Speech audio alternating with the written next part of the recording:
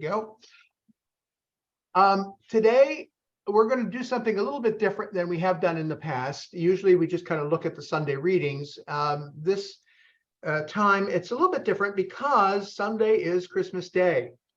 And we could do that, but when I put up what we were going to do today, I thought we would talk a little bit about what Scripture people call the infancy narratives, and kind of look at the Scriptures from a point of view of how do we get this story of Christmas? How do we suss it out in terms of what does it really mean from a scriptural point of view, as opposed to what it means with all of the cultural overlays that we've put on it all of these many years through the centuries.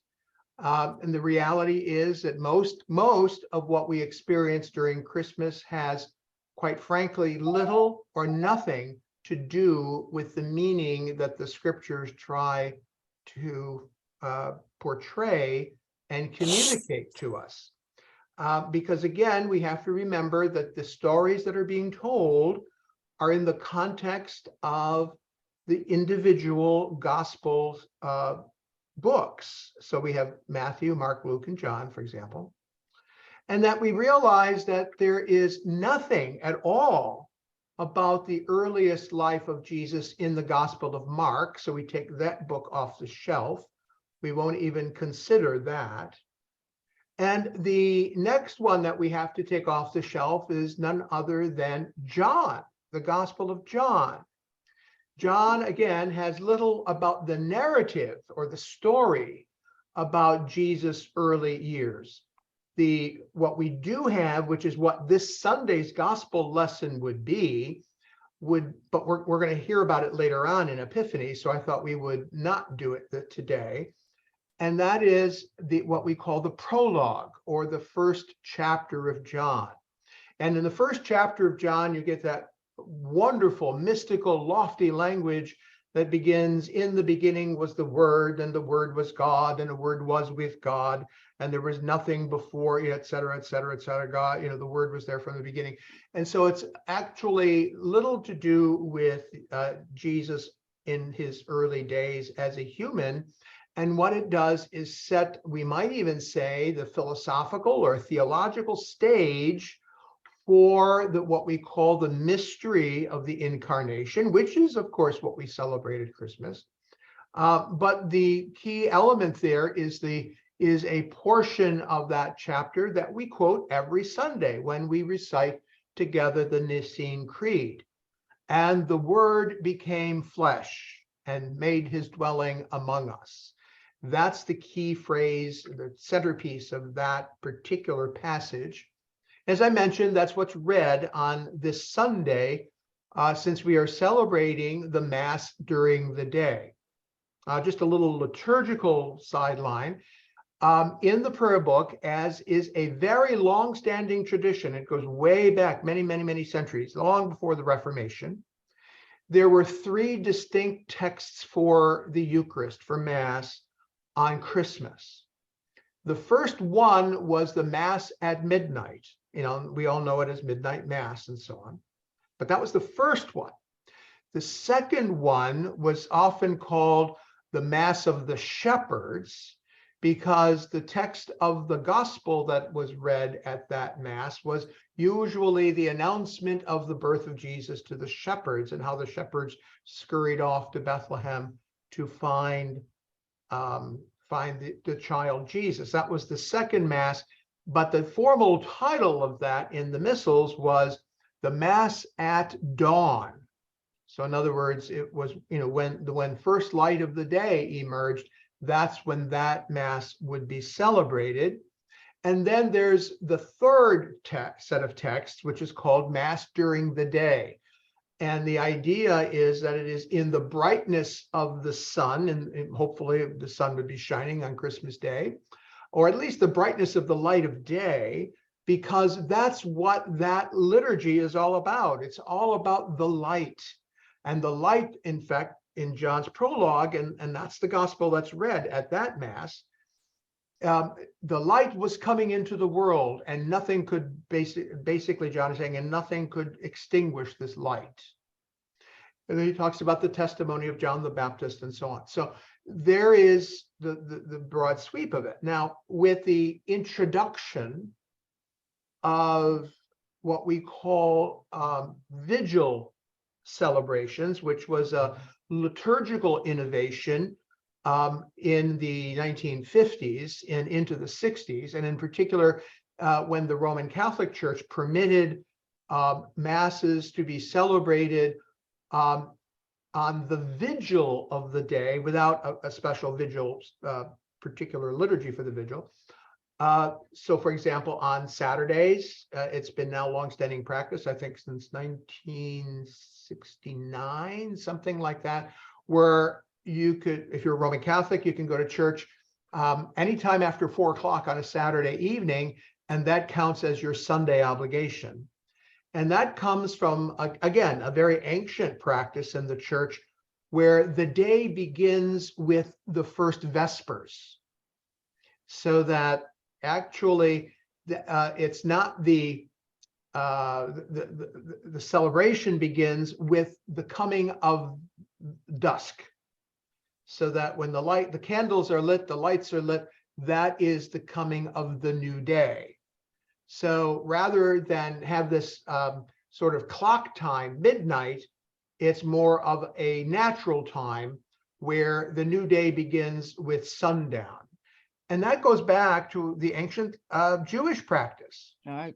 When does Sabbath begin? It begins at sundown on Friday and extends through sundown on Saturday, so that the Sabbath day begins with the going down of the sun.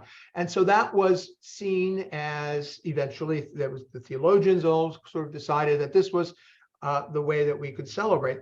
And so we began the custom, so it's really relatively recent custom, of having church services on Christmas Eve. Christmas Eve would be its own proper liturgy, but it is not a Christmas liturgy.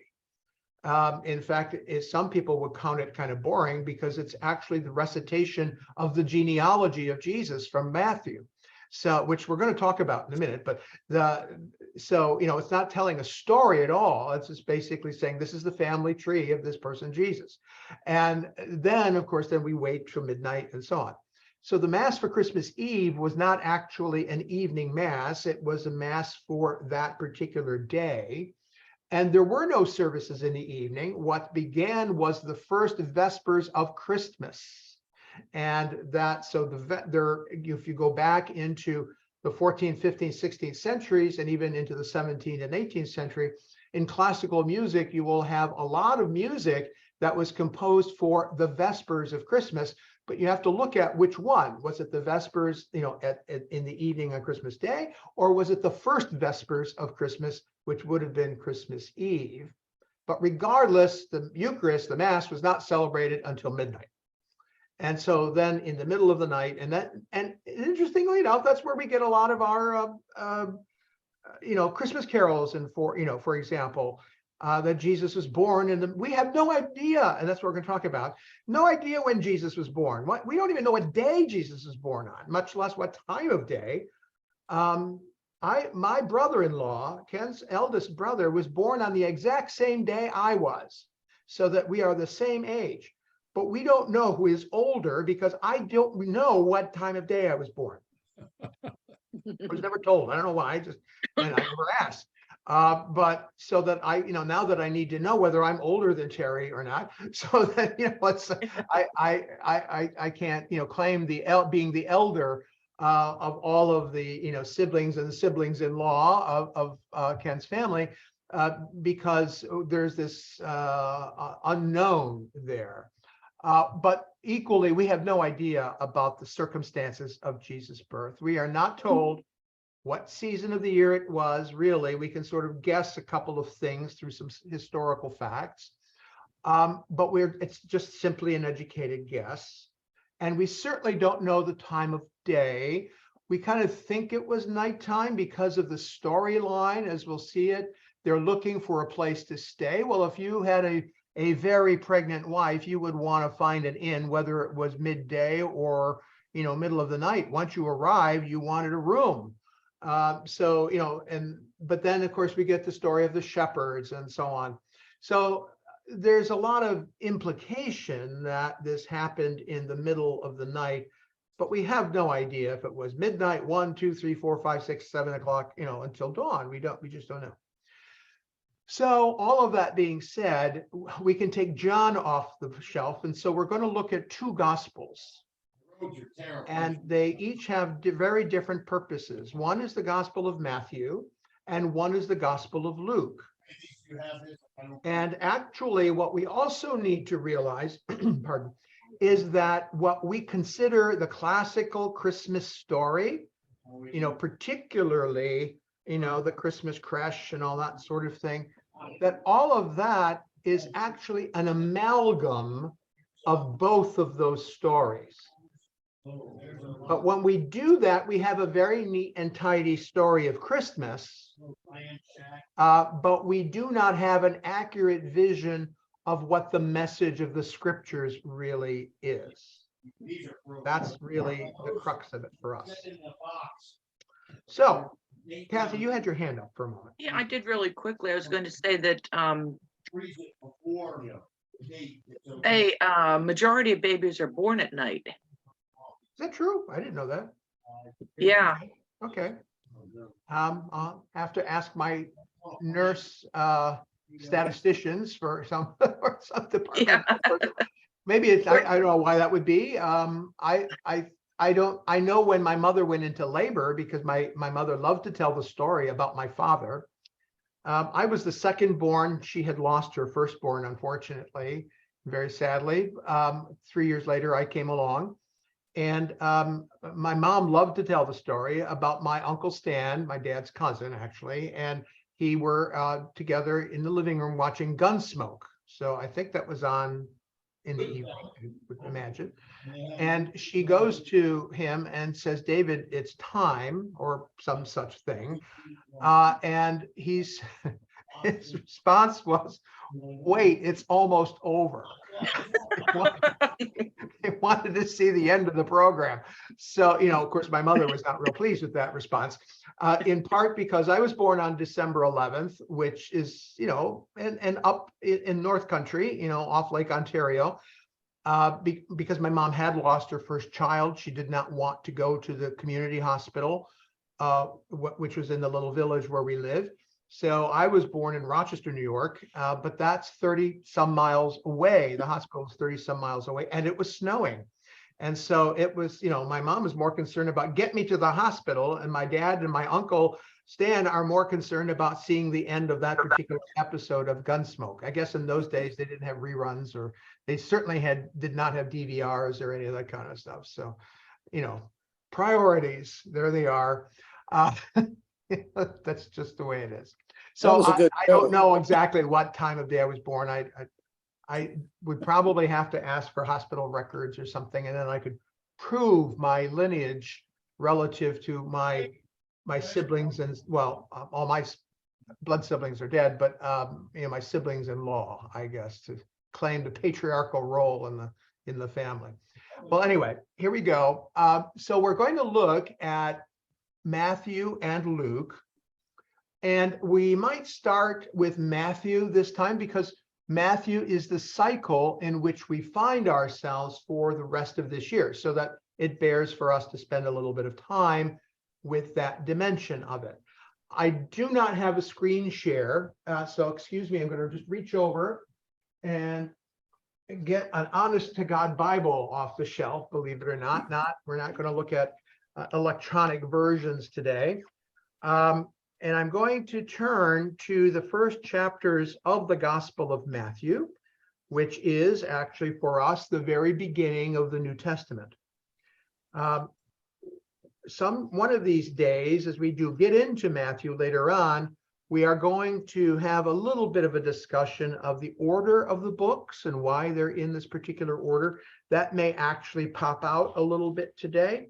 But I just want to, say that for practical purposes, we're just beginning with Matthew because it's the first in line, and we are in the A cycle in the lectionary. And so later on, as we get into the actual pointed readings from the cycles, we will be reading a great deal from Matthew. So it's good for us to see this today. Now, again, if you do have a Bible in front of you, but I will read portions of it. The first chapter of Matthew begins thus. And it's that thing that I said was read on Christmas Eve day at Mass. An account of the genealogy of Jesus, the Messiah, the son of David, the son of Abraham.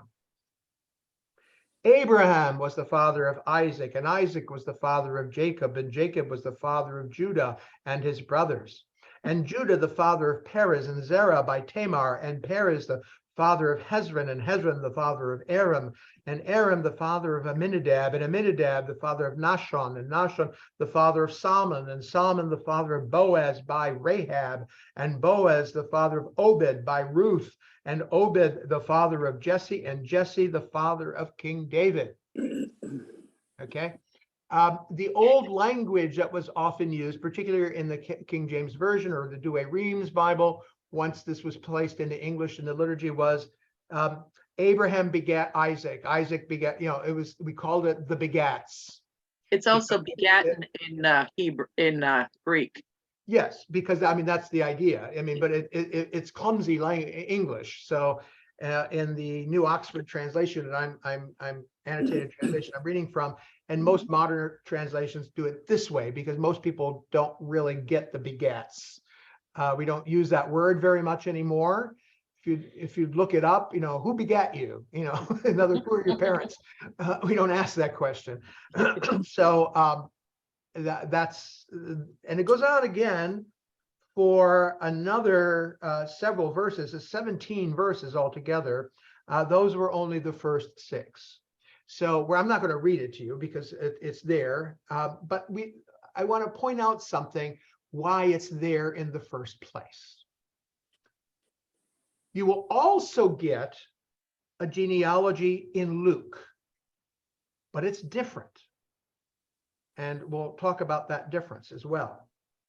But today, right now, for the moment, we're talking about the genealogy in Matthew. And so that it's the first thing out of the box as you get the genealogy. That's not true in Luke. Luke is, you got to get, pretty well into the beginning of the gospel before you get to the genealogy. But you get all the way through the genealogy, and then you get this. Now the birth of Jesus, the Messiah, took place in this way. And then Matthew begins what we call the narrative.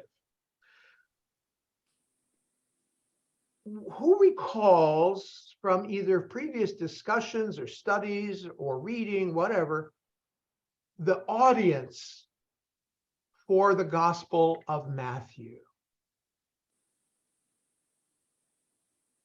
Well, he was a Greek, and it would seem to me he was mostly, are we talking about Matthew or Luke? Matthew. Oh, okay. No, I don't know his genealogy, but but both of them seem to have had a similar source for much of their material. Yeah. But the audience is interesting. I would think it would be a Gentile audience. Exactly the opposite. Good guess, George, but no. But wrong again. Jewish audience.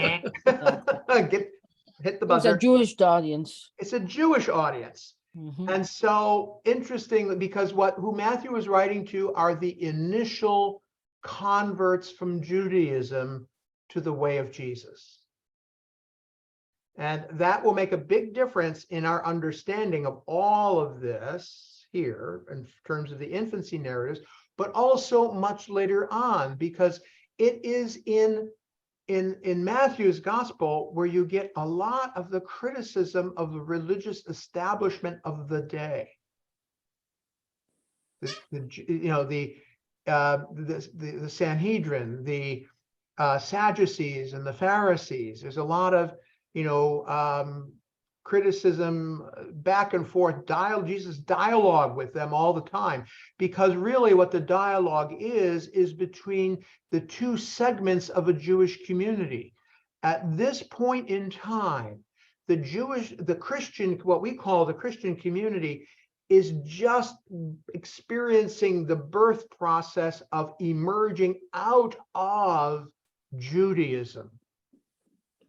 And so Matthew is very much in touch, not necessarily the man Matthew, that's what we're talking about, but the author of Matthew, the one who wrote this out, put it all together, knit the pieces together, is really reflecting on this process of people who were of Jewish faith and conviction, who heard and saw the words and work and mission of Jesus and have come to place their trust in the way of Jesus. The earliest Christians were actually members of Jewish synagogues. They worshiped in synagogue. They were Jews. Where did Jesus go? We know, you can jump over to Luke for just a moment. Where did Jesus announce his mission? In Luke 4. What does Luke tell us? He went to the synagogue on the Sabbath, as was his custom. Mhm. So he was very much a Jew. And so the ones who heard his message initially and would have seen his great works and so on were themselves Jews. And so as he teaches and preaches and does his great works, people begin to say, there's something here. And they begin to follow. They become his disciples. But we need to remember that they didn't just come out of thin air. They came out of an historical, social, familial context. And that context for the earliest of the disciples was Jewish faith and culture. So interestingly, let's just look at this little thing called a genealogy. And what's the first person in the genealogy? The account of the genealogy of Jesus, the Messiah, the son of David, the son of Abraham. Abraham was the father of Isaac, and Isaac was the father of Jacob, and Jacob was the father of Judah and his brethren. Judah is important. Judah is only one of the 12 tribes, but it's the only one left in the time of Jesus. It's the southern kingdom. So it's important for them to hear the word Judah as opposed to Israel, which was the northern tribes, the 10 quote unquote lost tribes. Judah is still the only extant kind of quasi-geographical, geopolitical, social, cultural center of Judaism in what we call the first century, the time of Jesus. So the genealogy begins with Abraham, who is considered whom? The patriarch of all patriarchs, the one who started this whole thing. Because when we go back to Genesis, God's first covenant, other than the covenant of creation with Adam, was with whom? Abraham. Abraham. I will make your descendants as numerous as the stars of the sky or the sands on the seashore. That's one reason we read that story, and it's actually a mandatory story, in the great vigil of Easter. Because the story of Abraham is, and we as Christians use a title, often in some of our prayers, in some of the Eucharistic prayers, Abraham, our father in faith. And notice we say our father in faith because he is not our father from a physical point of view. We're not of the race and lineage of Abraham, as would be the Jewish population, as they understand it. But we are progenitors. We are the ones who have inherited the faith dynamic of Abraham in that wonderful story when he begins to sacrifice his own son, Isaac. So we are the heirs, as it were, of Abraham's covenant. So Abraham says, Matthew says, Abraham is the father of Isaac, Isaac of Jacob, Jacob of Judah and his brothers, and Judah the father of Perez and Zerah by Tamar.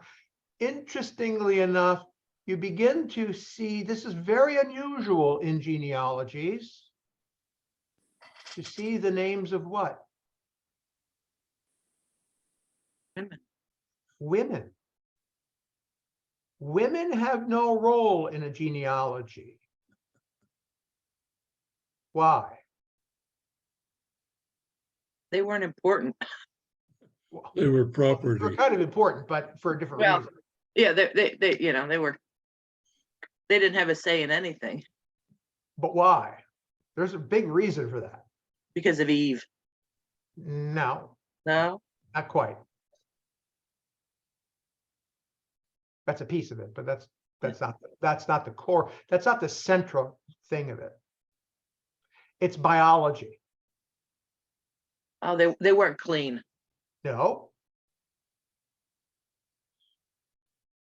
Well, How did It's not- the They seed? were they were made from Adam. Well, yeah, subjugate, yeah, well, that goes back to the Eve thing.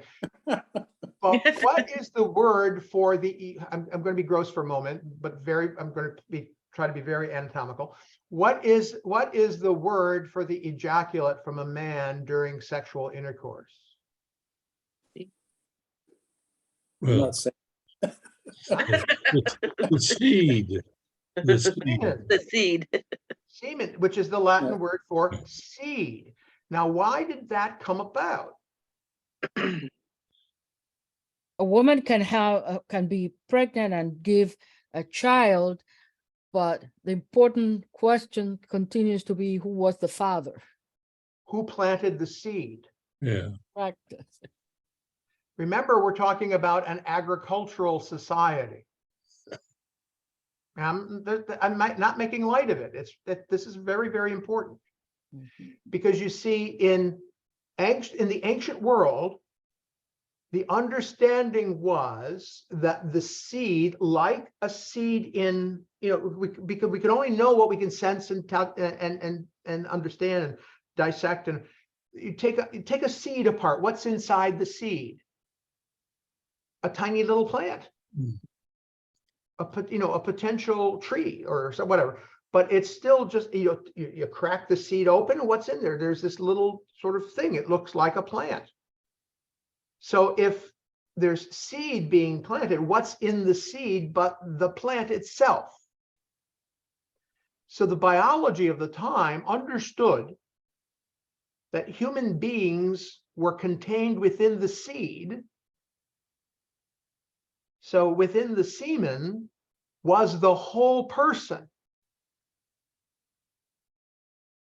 So what was the woman? It was just the receptacle. It was the place where you planted the seed, and the seed was nurtured and grew. Okay. So that when you plant a seed in the spring and you water it and the warmth of the sun comes, et cetera, et cetera, et cetera, all of that stuff. And then all of a sudden the seed sprouts and it becomes an independent being. We could say when you begin to see the plant emerge from the seed, what is that? Those are the birth pangs. So that it's an understanding, it's a biological understanding that gets spiritualized here.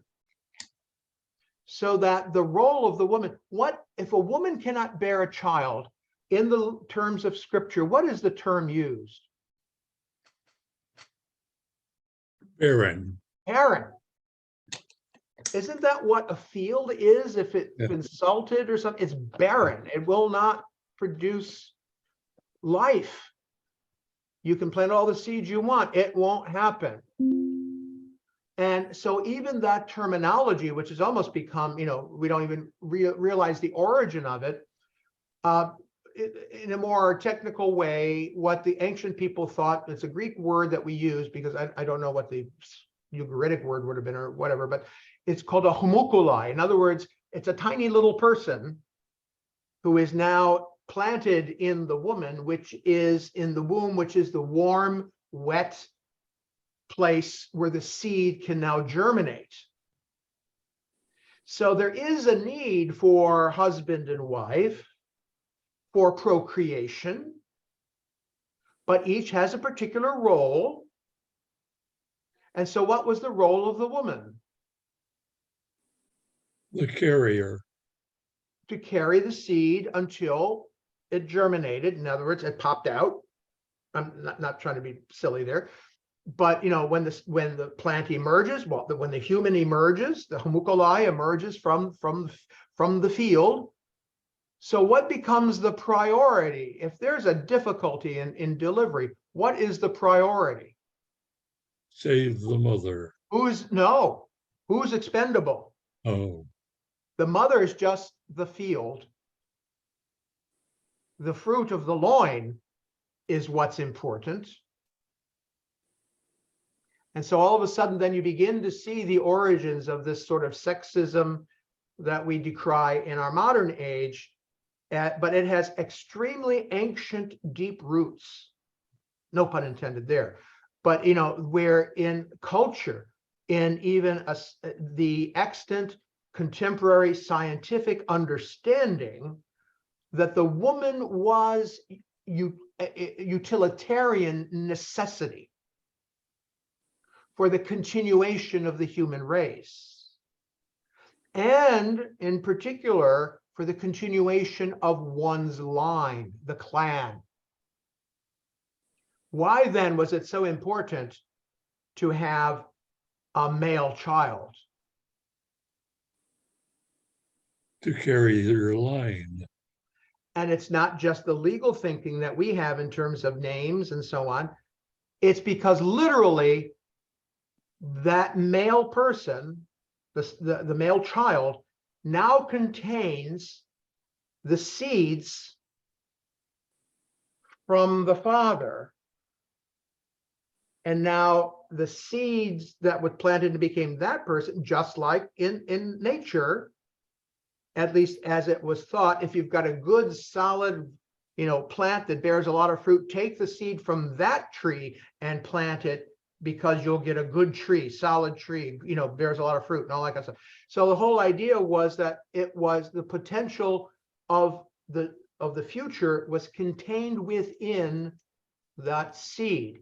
So when you talk about sprung from the loins of Abraham, there was a real sort of philosophical understanding that every Jewish male who was legitimately conceived by a Jewish father was in fact in Abraham at the beginning.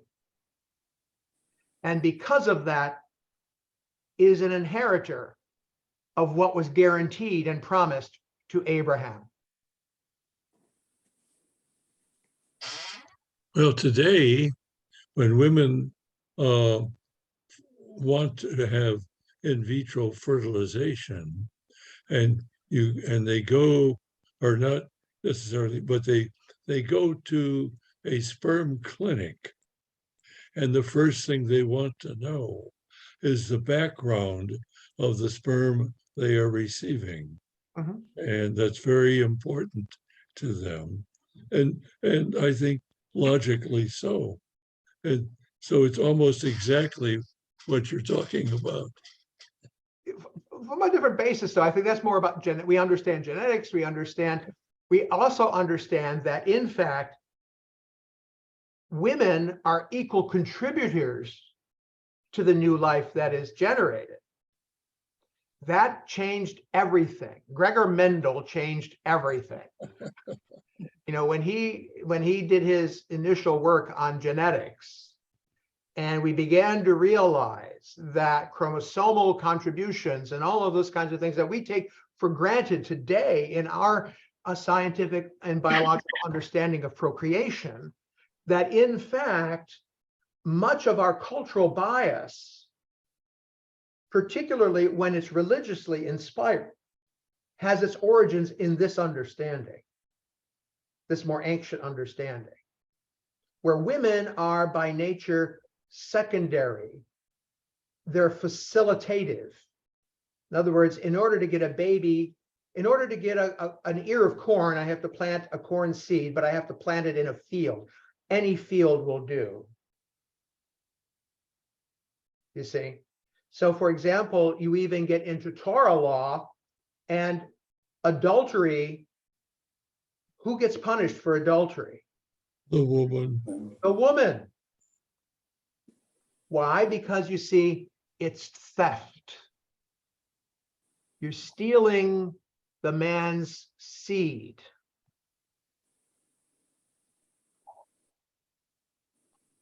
And it's not rightly yours. So it's an injustice. It's unrighteousness. It isn't about passion of sexual pleasure or any of those kinds, although that obviously is all wrapped up in it. But the idea is, why is it sinful? Why is it contrary to God's law? Is because you are taking something that is not rightly yours. So all of that to say, we can really get into that, into a whole feminist hermeneutic and all that sort of thing. But you'll notice that in these particular genealogies, certain points are being made, which you might just gloss over because they're just fancy names. Even in that first paragraph. And Amminadab was the father of Nahshon, and Nahshon was the father of Salmon. Salmon was the father of Boaz by Rahab. Who was Rahab? Your Bible history. Prostitute. She was a prostitute. In the first town they captured after they crossed Jericho. Jericho. She was actually ended up sheltering Jewish spies who helped in overcoming one of the Philistines' fortresses. So she was deemed righteous by what she did. Isn't that an interesting twist?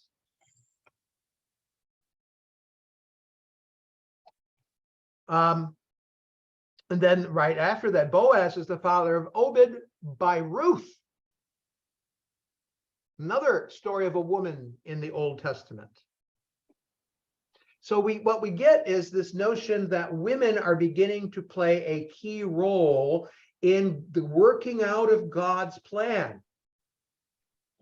And each of these women has something uniquely that's not quite the norm about them.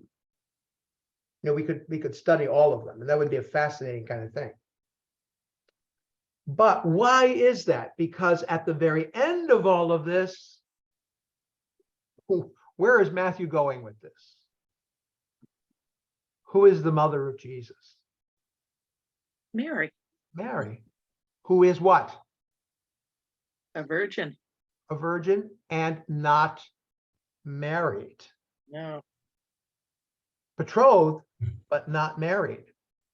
Because he makes a very specific point about the fact that he had not yet had relations with her. That was the gospel this past Sunday. Verse 18 in that first chapter, after the genealogies and so on. Now the birth of Jesus, the Messiah, took place in this way when his mother Mary had been engaged to Joseph, but that's betrothed, which is a big thing there. It's not just how we do it. But before they lived together, she was found to be with child from the Holy Spirit. Her husband, Joseph, being a righteous man and unwilling to expose her to public disgrace, planned to dismiss her quietly.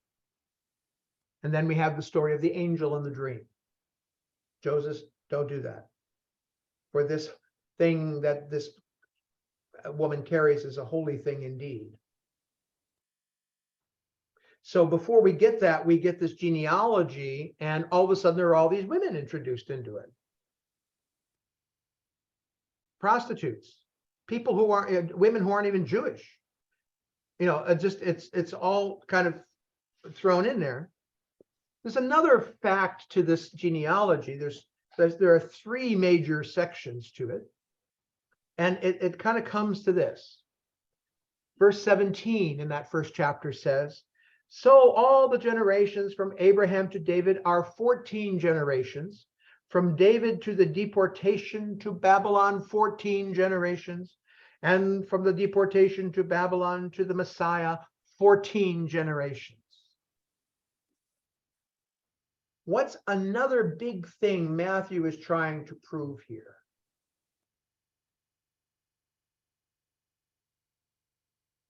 Who's the centerpiece in that little thing I just read? Who's the point of reference?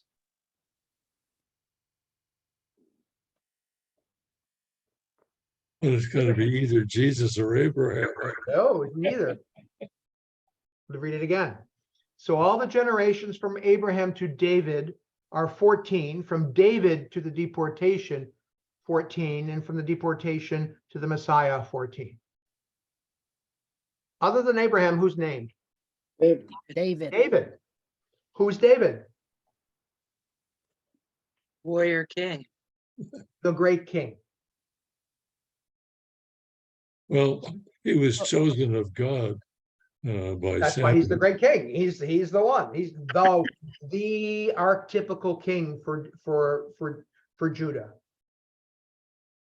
He's the one who established Jerusalem. He's the one who, of course, Solomon built the temple, but David is the one who wanted to build the temple. He's the one, et cetera, et cetera. He's the one who actually created Israel's glory days. Because he was a warrior king, he was able to establish Israel as a power in what's called the Levant, which is that whole sort of area we call Palestine, all the way up into Syria. And it was Solomon, through his political maneuverings, that actually created what essentially was a small empire and was a very big power broker for 2 generations. And then it all started to kind of fall apart. It was just too much pressure, geopolitical pressure from bigger empires that surrounded them. But they held the key. They were at this crossroads of all of these different cultures and languages. And, that's why the Middle East today is still such a difficult place. It has almost nothing to do with religion. Religion lays over the top of it all.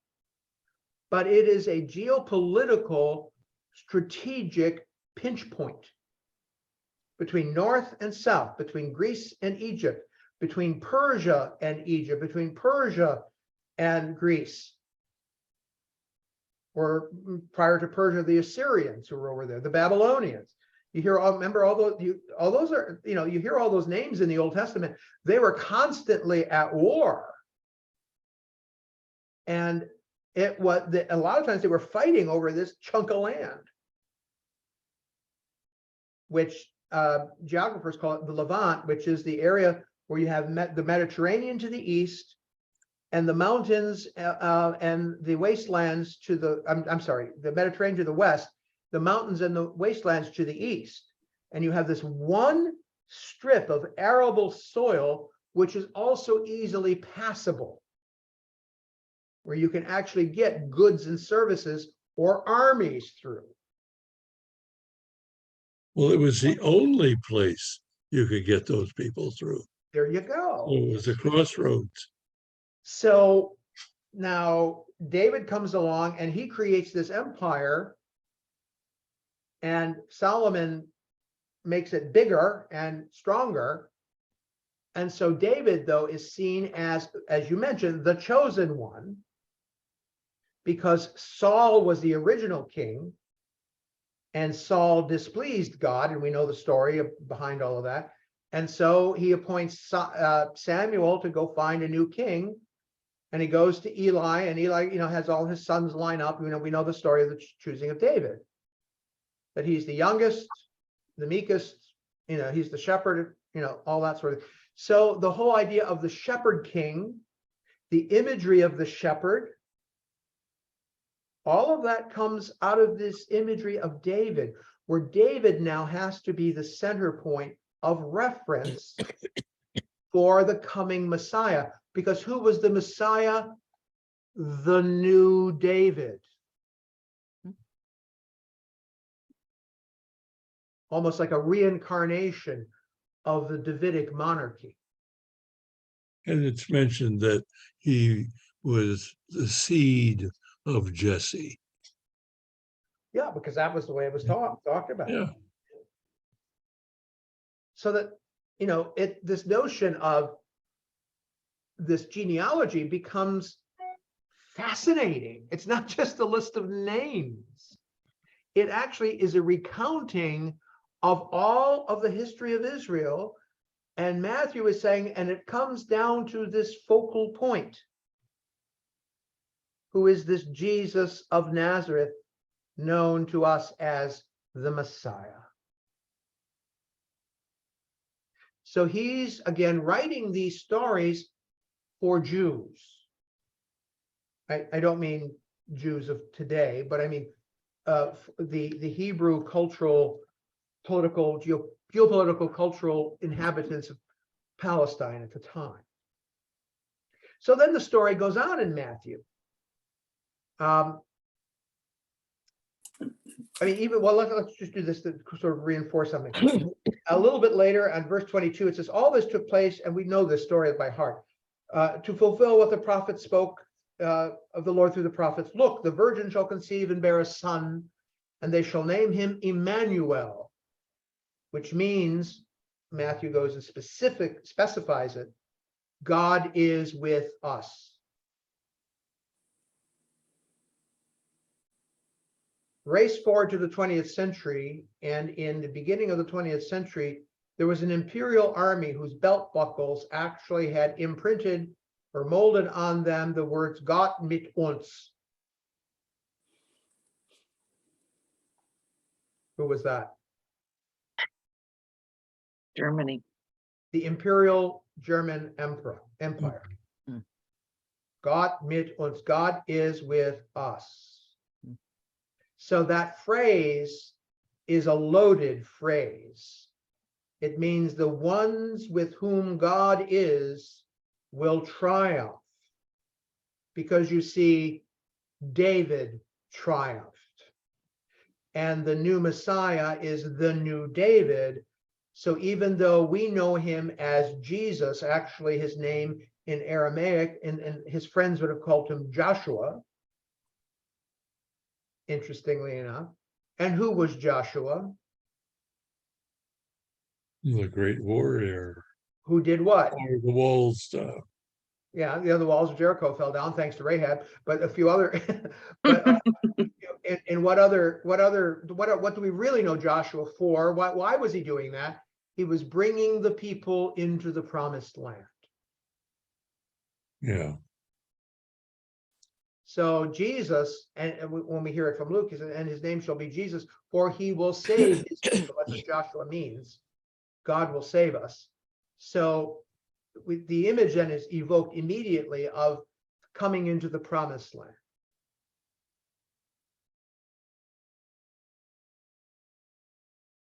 After that little bit about God is with us, then we get the story. In the time of King Herod, after Jesus was born in Bethlehem of Jerusalem, wise men from the east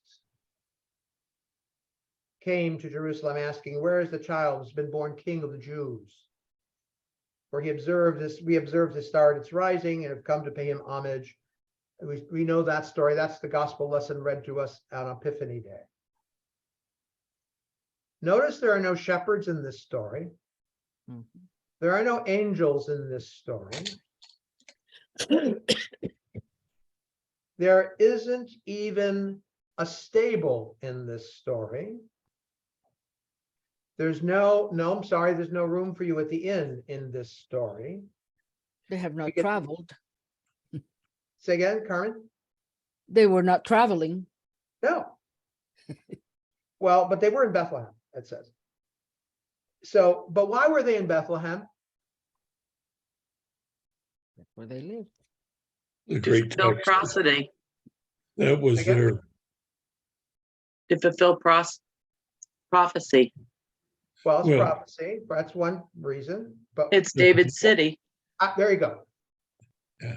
Yes, the effective cause, George, was, you're a good scientist, the effective cause was the census, But the reason they had to be in Bethlehem was because of the prophecy. But why the prophecy? Because he's the new David, and Bethlehem is the city of David. Okay. So where are they now?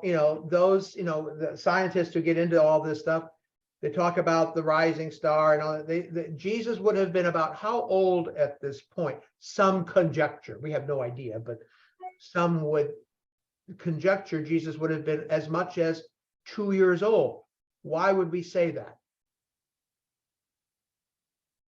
Later on in the same story, we hear how Herod ordered his men to kill all the male children 2 years and under.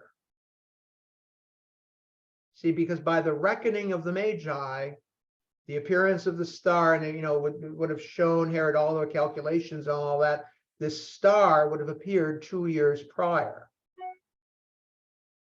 So it could be, if we believe the astrologers and all of that sort of thing, that if the star rose on the occasion of the birth of the Messiah, well, then Jesus could have been as much as 2 years old. But where are they? They're still in Bethlehem. Mhm. And you notice where the Magi go, they don't go to the stable. The house. It says, when they had heard the king, they set out from there ahead of them and went to the star, and Philip stopped over the place where the child was. And when they saw the star, they had stopped. They were overwhelmed with joy on entering the house. Enter the house. They weren't in an inn. They weren't in a stable. They weren't in a cave. They were in a house. They saw the child with Mary, his mother, and they knelt down and paid homage, and opening their treasure chests, etc., etc.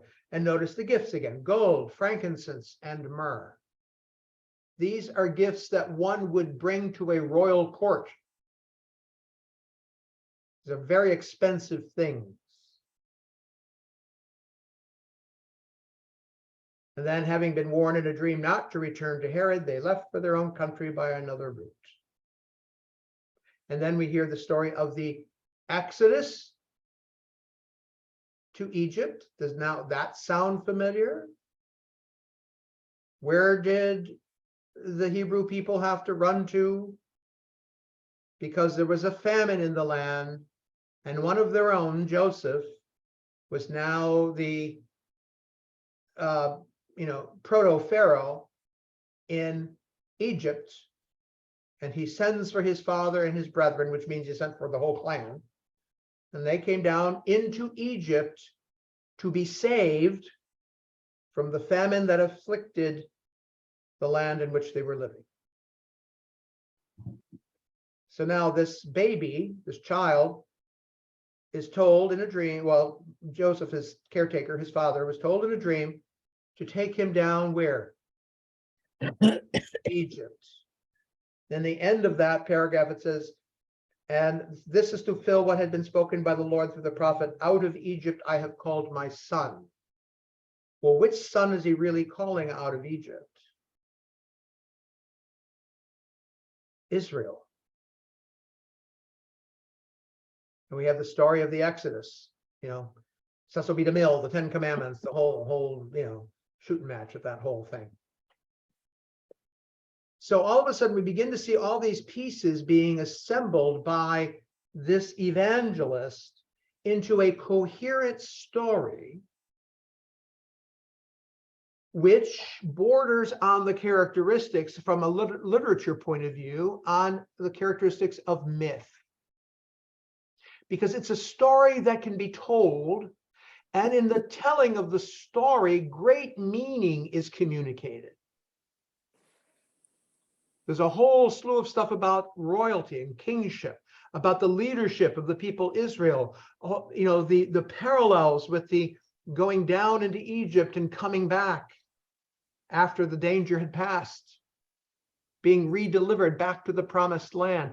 Matthew is setting all of this up to establish credentials. exactly. And so you have this woman betrothed to a man named Joseph, and betrothals were public things. They weren't nice little romantic dinners. I mean, so the fact that, and if you're pregnant, you notice that. So it would have been the talk of the town that Mary was pregnant.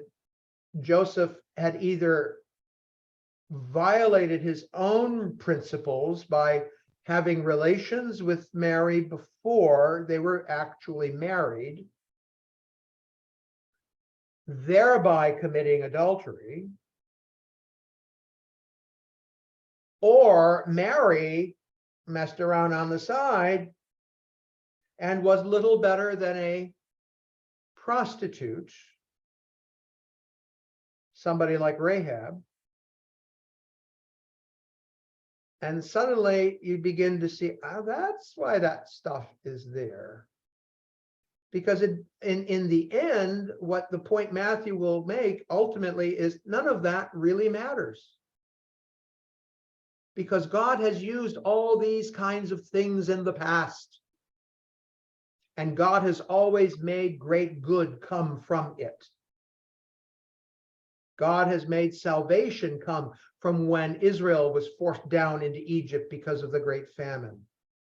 Eventually, he brought them back to the promised land to fulfill the promise that he had made to Abraham and his children forever. There's that song, the Benedictus. Yes, Kathy.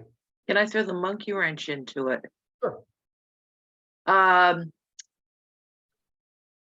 There is, and Matthew doesn't talk about it, but there is no direct link between Jesus and Joseph. Correct. So Joseph, and from what I remember from my class in Matthew, he would have had to have adopted Jesus Yeah, to be able to claim that lineage. but he did. He Yeah, raised it as his own. yeah, he did. He completed all the requirements to do that. Yes. Yeah. Because it wasn't, that's- legal court stuff the way we do it. The No, Romans did, but not the Hebrews. yeah, But the whole idea, again, was that God can use these extraordinary and exceptional circumstances, that God isn't bound by God's own laws. And so God set that, God's law, the Torah, set it up a certain way. God's the lawgiver. He can do it any way he wants. I don't have my cup here. He's the boss. He can do anything he wants. That's sort of the thing. yeah. But Uh, I think it's important to because I'm sure there were a lot of legalistic people in those times who said, well, if Joseph wasn't the father, how can he claim the lineage? Well, but that's when we then go to Luke later on, and we'll look at that one Yeah. in a moment. But you see, the story of Jesus coming into the world in Matthew has a very different flavor, a very different focus. Because then you get, it's not, the story's not over yet. You get the massacre of the innocents and all of that. Yeah. Again, part of that is to show the unrighteousness and the inauthenticity of the king of the day, Herod, being a nut, basically. You also get the parts of the story about John the Baptizer here too, a little bit. That's where you get, in those days, John the Baptist appeared in the wilderness of Judea. But see, Jesus is already an adult by then. Mhm. Jesus is already an adult. So now then we go on, and in the 4th chapter in Matthew then we get Jesus is into his mission and ministry. He's compelled into the wilderness. He's tempted by Satan. He emerges from Satan, et cetera, et cetera. So all of that is there. Then we have, we're going to jump over to Luke so that we can get some of that in before our time expires. And remember, Mark, the second gospel in the canonical order, does have nothing. It has absolutely no word about Jesus' early years. We come to Luke. And Luke is a bit different. It begins this way. since many have undertaken to set down an orderly account of the events that have been fulfilled among us, just as they were handed on to us by those who from the beginning were eyewitnesses and servants in the world of the word, I too decided, after investigating everything carefully from the very first, to write an orderly account for you, most excellent Theophilus, so that you may know the truth concerning the things about which you have been instructed. Notice it is a Greek name, Theophilus. What does that name mean?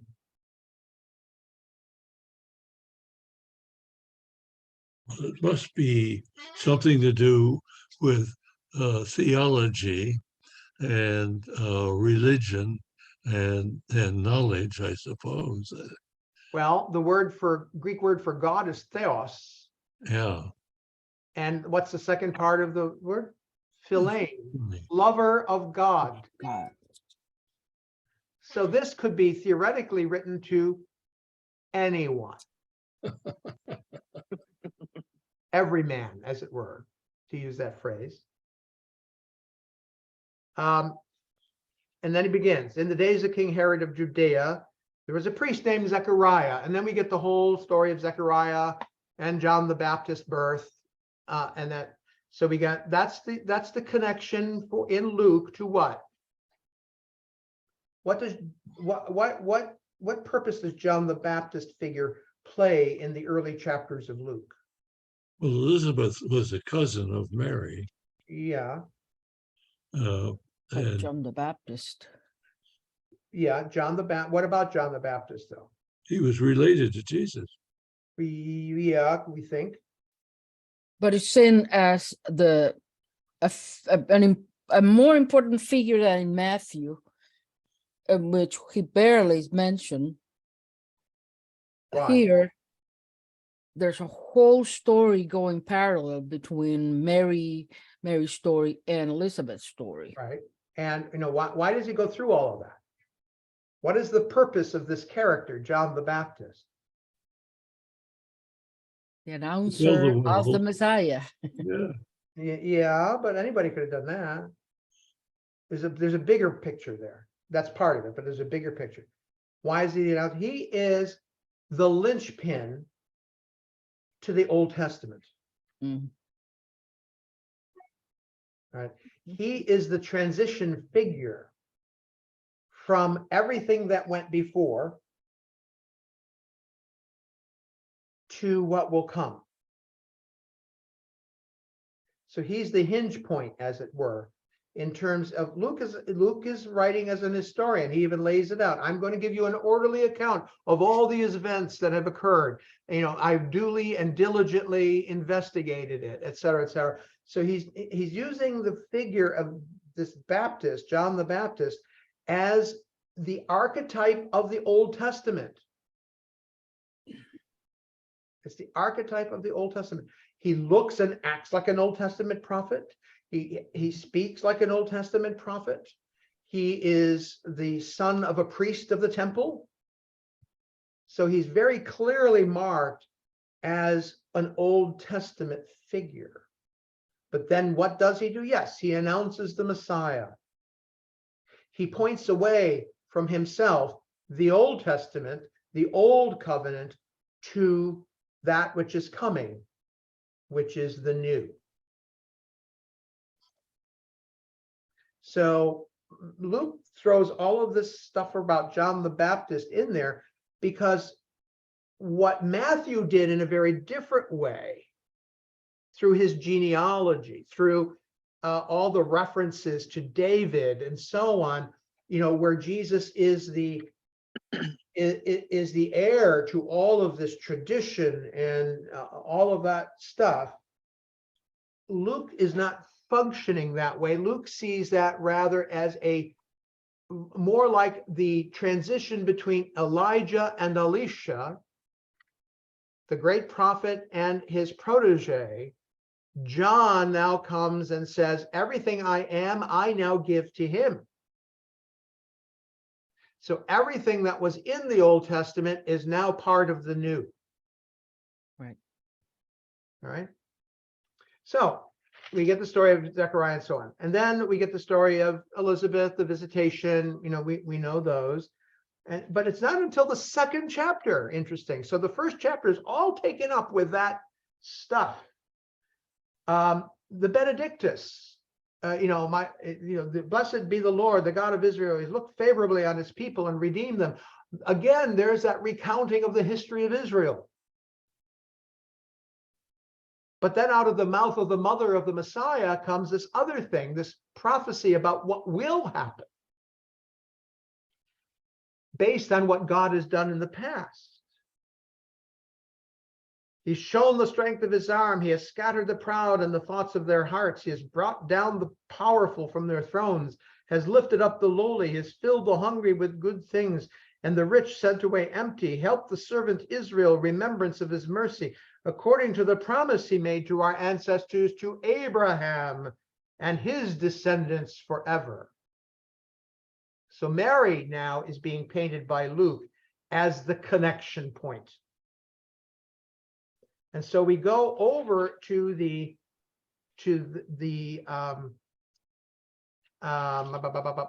genealogy that we have, and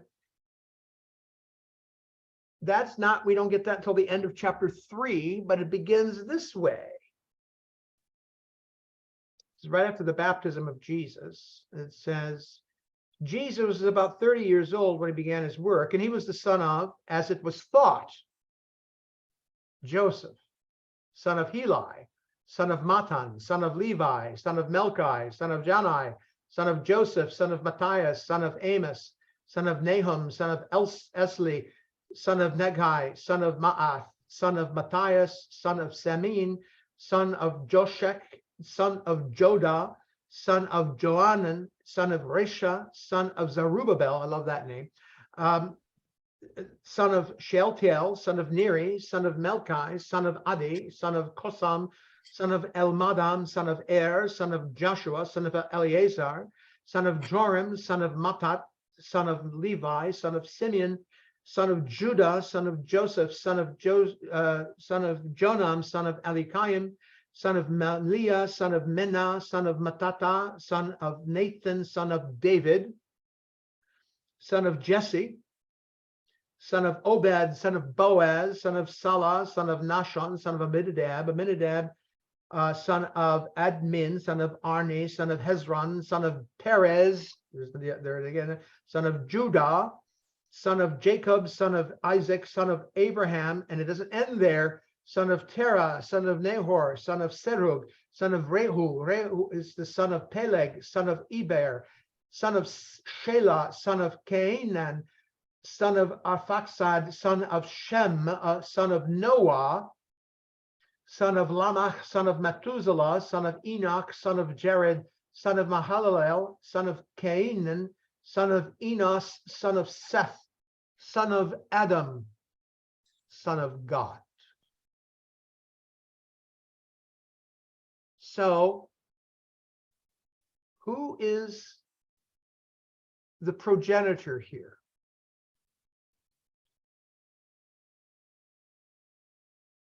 For Luke.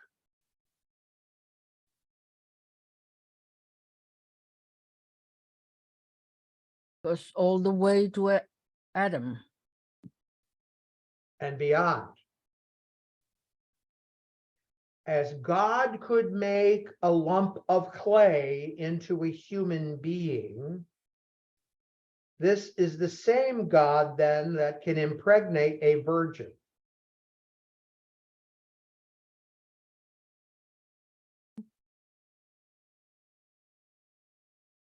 So, the issue of Joseph not being, in the lineage and all of that suddenly disappears because it really doesn't matter. Because after all, God did it. Because it's in this story that we get the angelic appearance. And, and be not afraid, Mary, for the child that is within you is the fruit of the Holy Spirit. and therefore he shall be called Son of God. They just leave out the, 40 some names in between.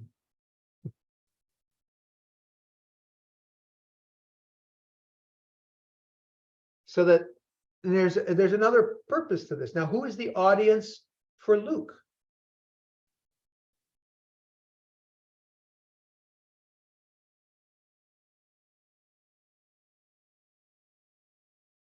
George? I'm afraid to open my mouth. Oh, no, you'll be right this time.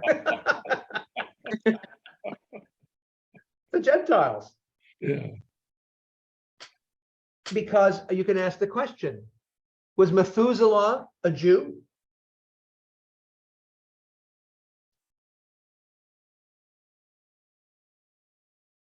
Was Cainan, son of Aphaxad, son of Shem, a Jew? Was Noah a Jew?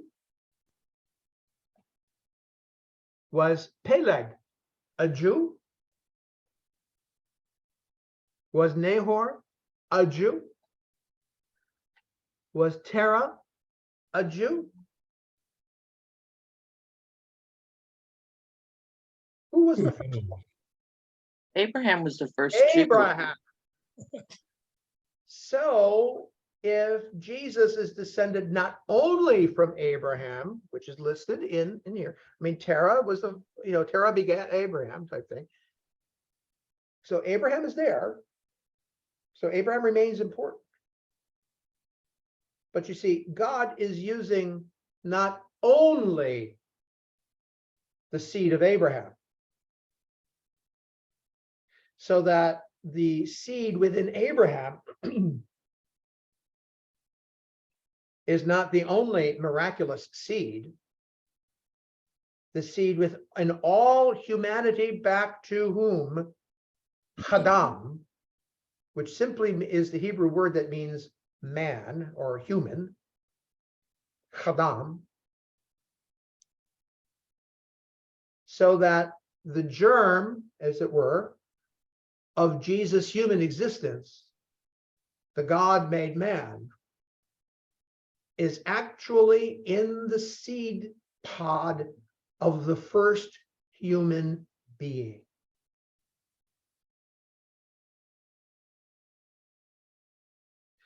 So that in reality, none of this is out of the ordinary. It was always within the plan of God. Which also means then that, quote unquote, the chosen, the seed of Abraham, while important and significant and integral, are not exclusive. And so it becomes the very theological basis for the extension of the mission of Jesus to the Gentiles. So that the mission of Jesus in Luke becomes not only the reconciliation of the house of Israel, but of the whole human race.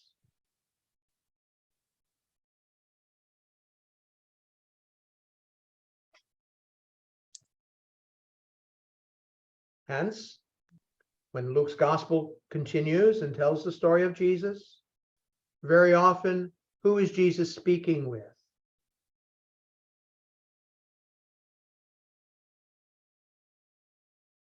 Who's he reaching out to?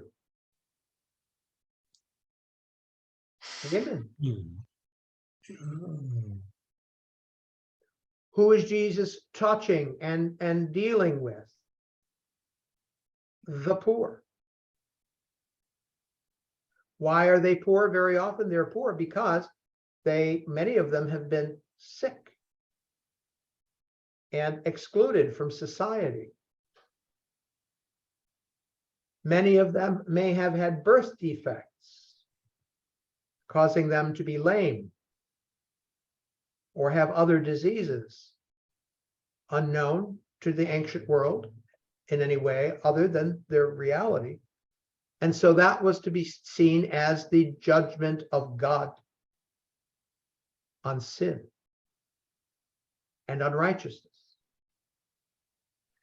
So that healing miracles then become a means not of simply taking away suffering, although that's instrumental, but the larger message of a healing miracle is to restore the one who has been pushed to the margin of society, to their family, to their community, to the people of God.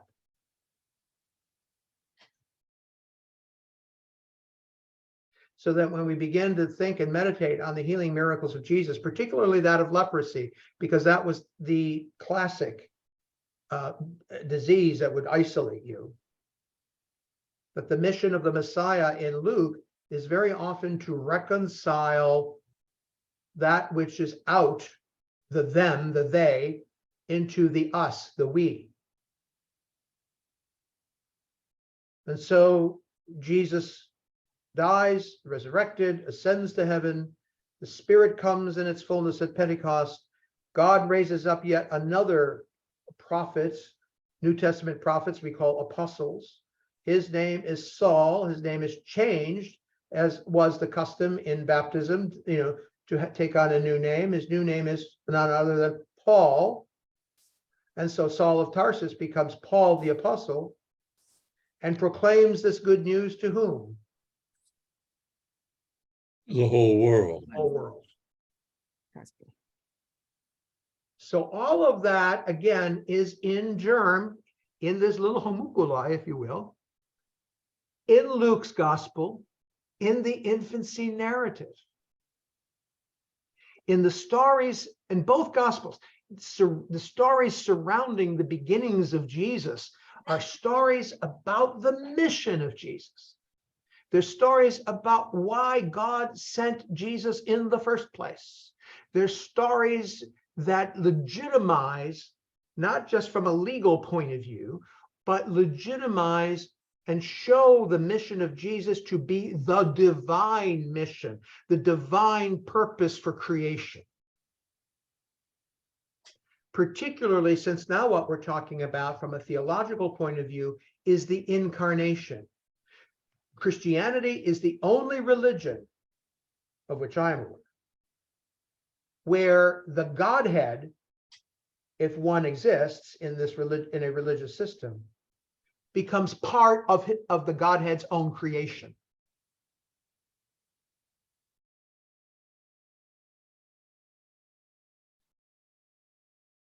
In every other system, the heavens and the earth, the gods, humans, and never the twain shall meet. They'll have interactions, in some of the Greek mythologies, where some of the gods have relations with humans, and you get this religious concept that we actually take over another context called a theos aner, the God man. Who was one of them?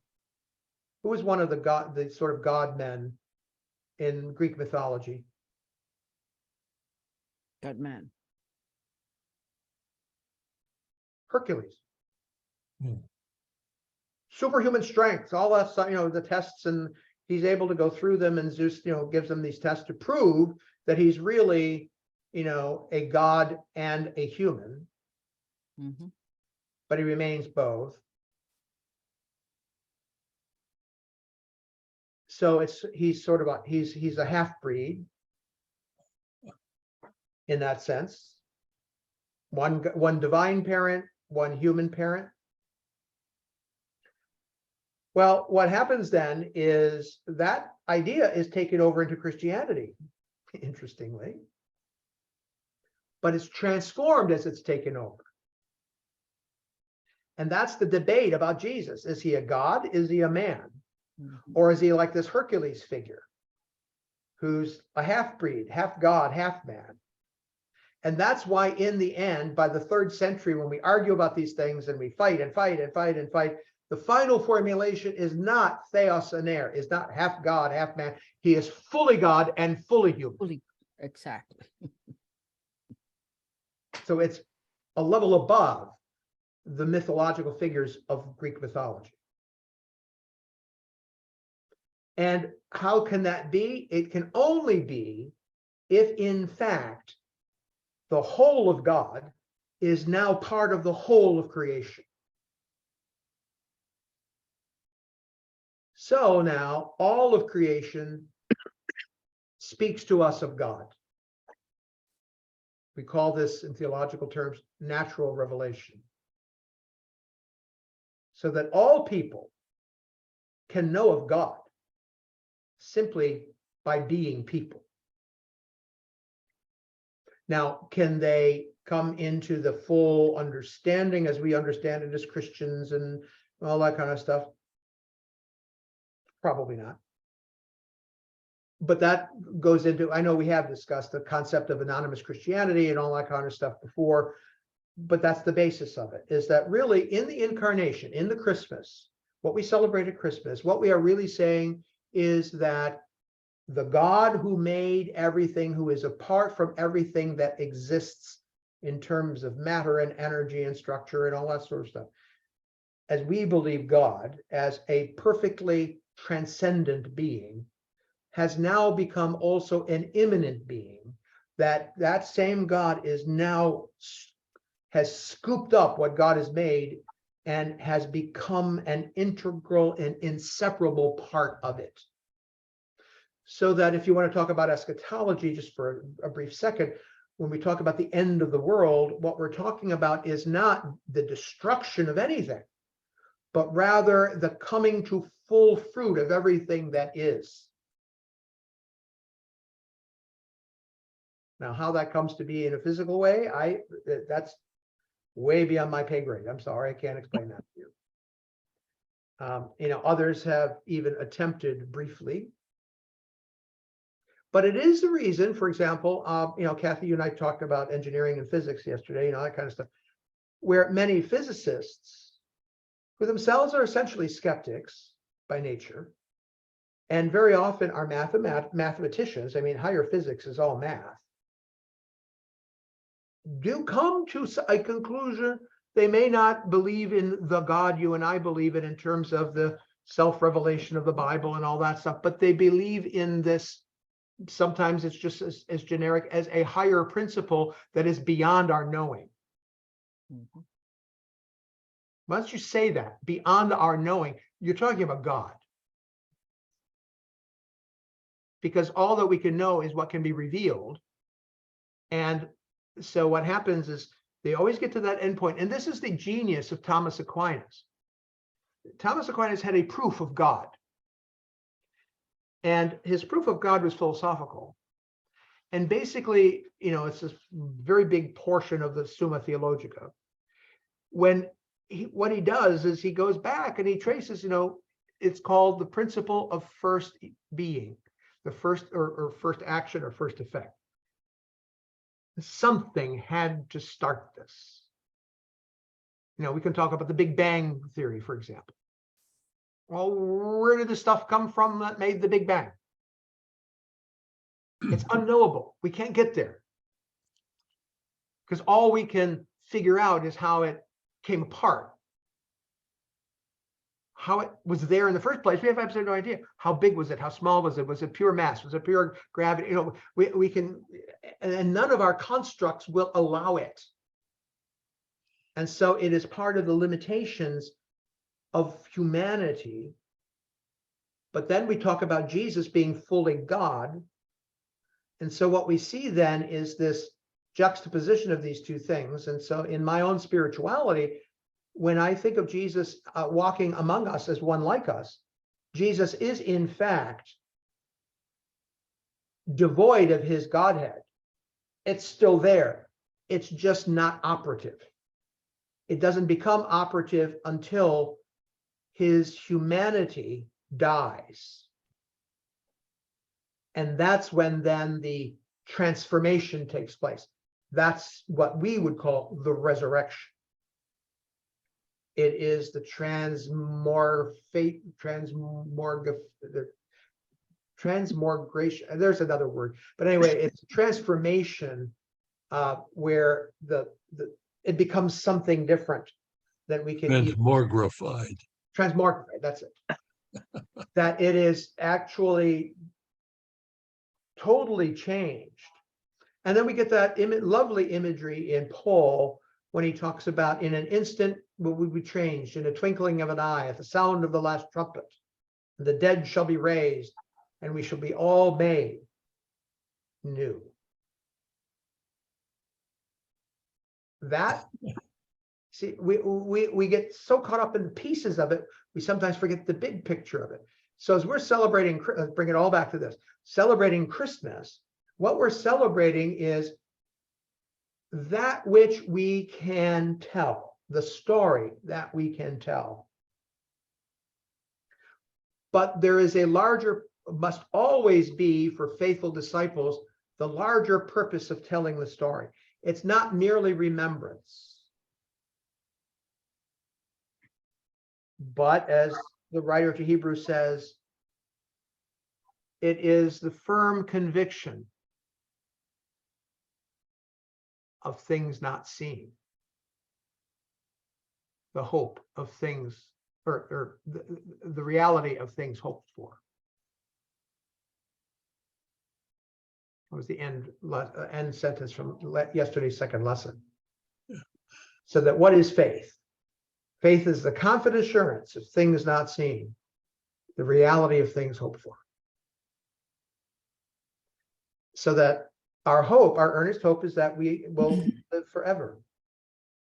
That's hardwired into us, even in the most ancient of human cultures and civilizations. That's what we hope for. What we don't see is how that happens.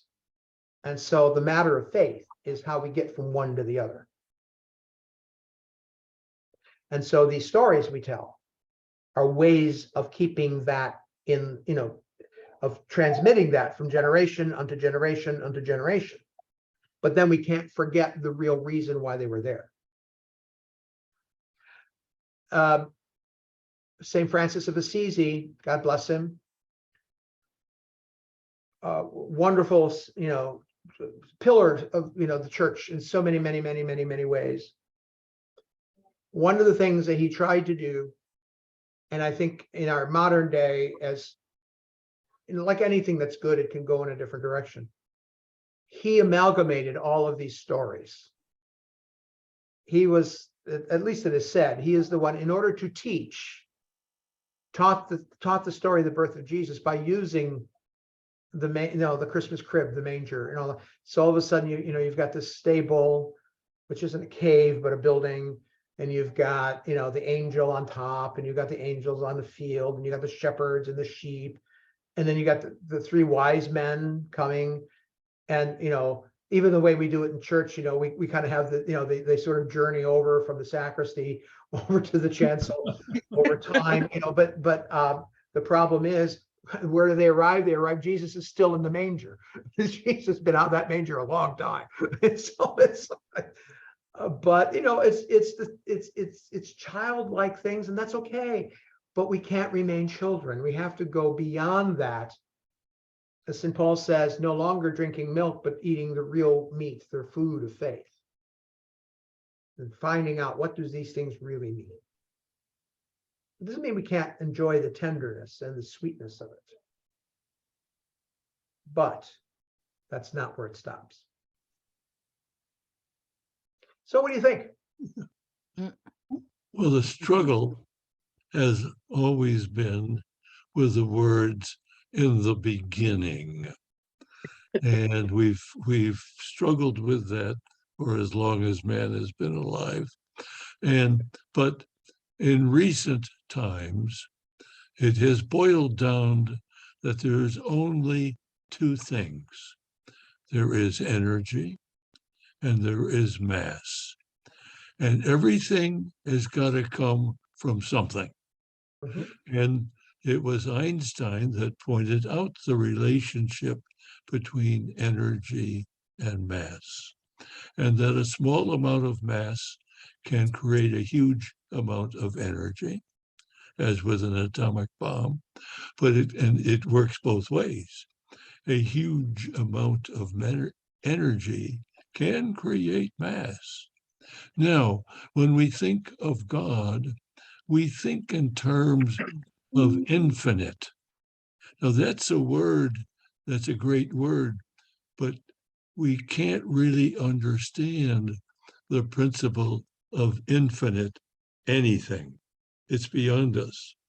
But if you had in the beginning an infinite amount of energy, such as in God, that could create also an infinite amount of mass.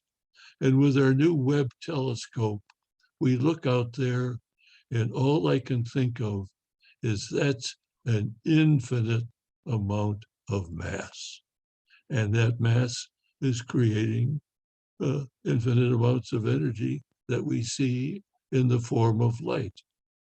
And so I think John had it pretty good when he said in the beginning was the word was God. And we get into the first thing in the accounts in the Bible is let there be light. And they're not so far off.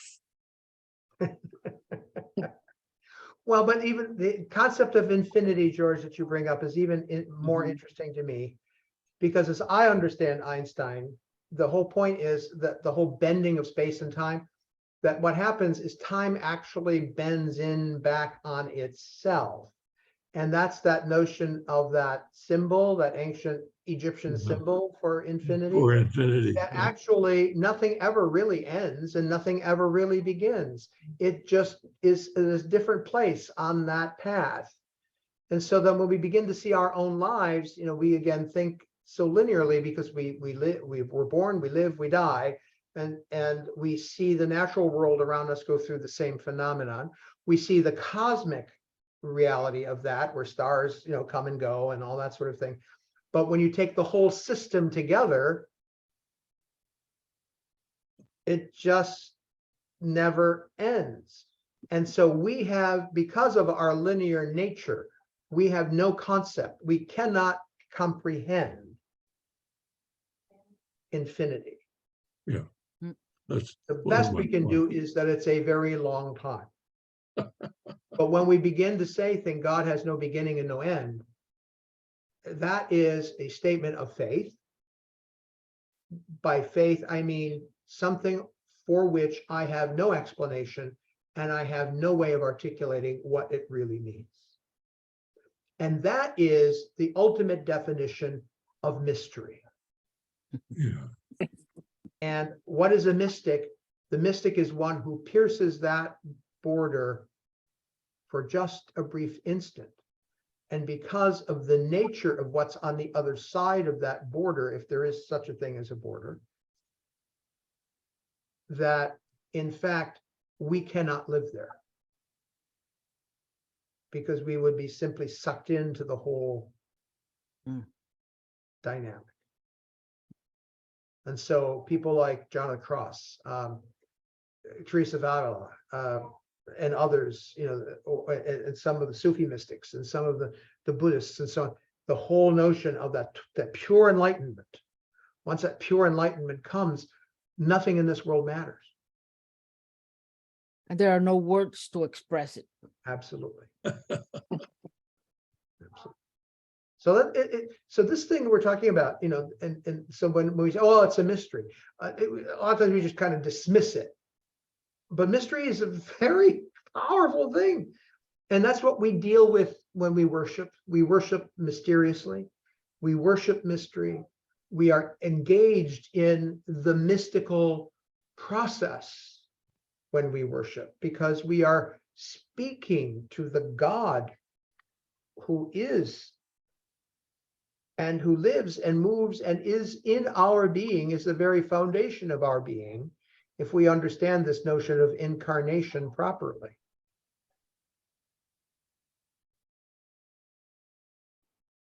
So when we're in church and the lights go out and we get the candlelight and all that kind of stuff, all of this should be flooding into your brains. All right.